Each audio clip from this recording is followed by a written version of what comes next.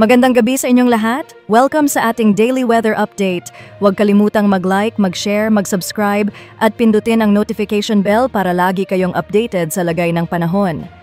Ayon sa Pag-asa, dalawang weather system ang kasalukuyang nakaaapekto sa ating bansa.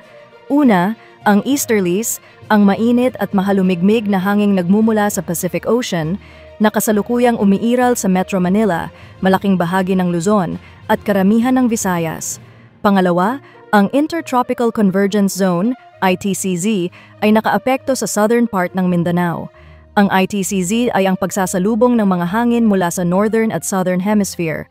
Kapag nagtagpo ang mga hangin sa equatorial region, may tinatawag tayong updraft, kung saan ang hangin ay umaakyat mula sa ibabaw ng lupa patungo sa upper atmosphere. Ito ang dahilan kung bakit maraming ulap at scattered rains and thunderstorms sa mga apektadong lugar, tulad ng Zamboanga Peninsula, lalo na sa Tawi-Tawi, Sulu at Basilan.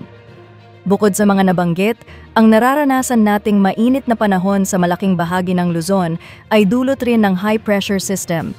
Ang extension ng system na ito ay nagpapalaganap ng fair weather, kung saan kakaunti o halos walang ulap, kaya't direktang nasisikatan ng araw ang mga kalupaan. Nagpapataas ito ng temperature. Sa ganitong sistema, pababa ang hangin kaya't mas klaro ang kalangitan. Kung sakaling uulan, ito ay dulot ng localized thunderstorms at hindi magtatagal.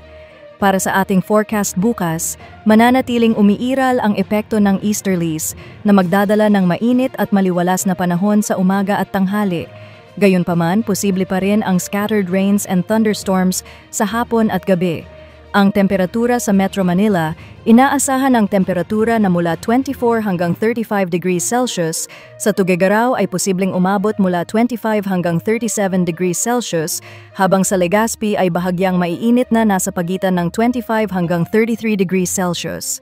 Sa Puerto Princesa ay inaasahan din ang katulad na init mula 27 hanggang 33 degrees Celsius, gayon din sa Iloilo na may temperaturang mula 27 hanggang 33 degrees Celsius. Sa Cagayan de Oro, makakaranas ng init na mula 25 hanggang 33 degrees Celsius at sa Davao ay bahagyang mas katamtamang init na mula 26 hanggang 32 degrees Celsius. Sa kasalukuyan, wala pong bagyong binabantayan sa loob ng Philippine Area of Responsibility at inaasahan natin na mananatili itong ganito hanggang sa pagtatapos ng buwan ng April. Wala rin pong nakataas na gill warning, kaya ligtas na makakapaglayag ang ating mga kababayang mangingisda at mga seafarers. At sa ating 3-day weather outlook, April 26 hanggang 28, 2025. Sa Metro Manila, Baguio at Legazpi. Patuloy ang epekto ng easterlies na magdudulot ng partly cloudy to cloudy skies na may posibilidad ng scattered rains and thunderstorms. Sa Metro Cebu, Iloilo at Tacloban, katulad rin ng kalagayan sa Luzon.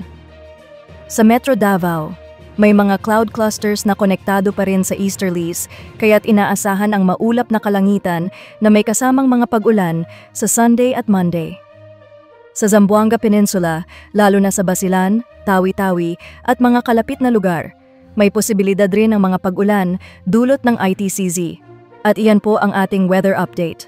Muli, huwag kalimutang mag-like, mag-share at mag-subscribe sa ating channel at pindutin ang notification bell para updated kayo sa mga susunod pang ulat. Ingat po tayong lahat, lalo na kung lalabas ng bahay.